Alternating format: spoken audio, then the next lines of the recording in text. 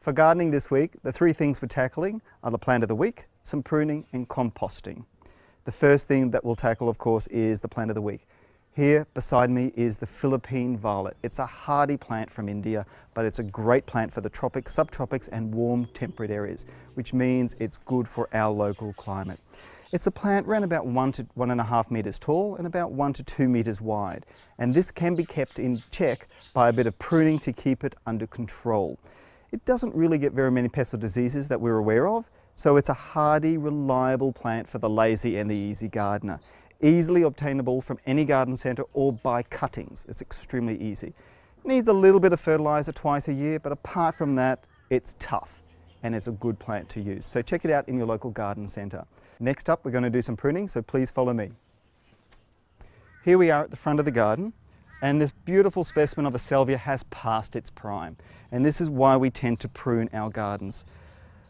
The specimen has finished flowering, it's looking a bit old and ratty, and it's time to rejuvenate it.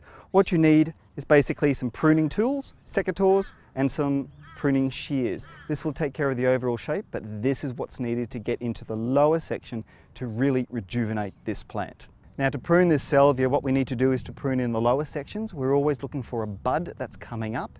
That means that the new growth that will come through is more vigorous and we'll get a thicker clump which will flower far better next season. Now, depending upon the year, I would recommend pruning towards late summer into autumn because it means the plant can rejuvenate over that winter and get ready for a blooming spring and summer.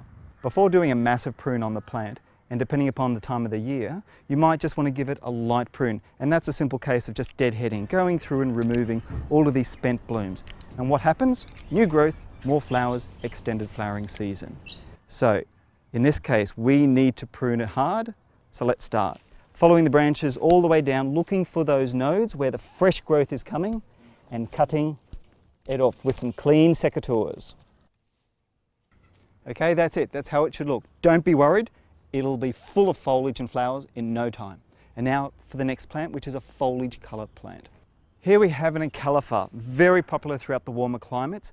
In this case, probably the best tool is actually some shears. So we'll get rid of the secateurs.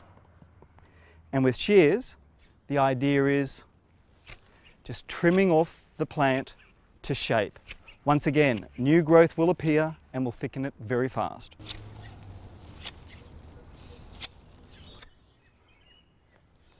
Now, what do we do with all of this? This is great material for compost. We've now got the clippings, now it's time for the composting.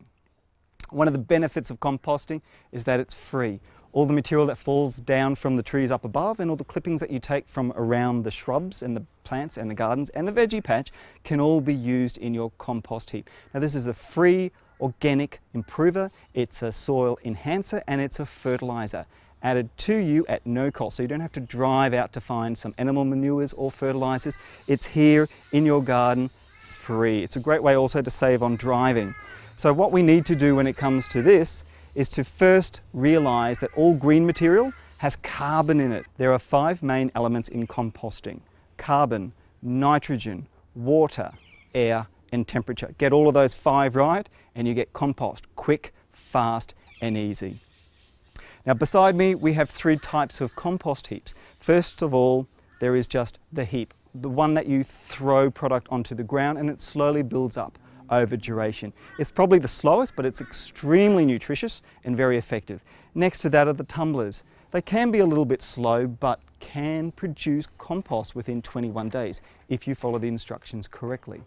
At the end, we've got the bins, and that's a case of just pouring in kitchen scraps, leaf cuttings, leaf debris into the top, and it slowly decomposes. And that's exactly where this heap is going, because over time it will break down to the enrichment that we love in the soil called compost and humus.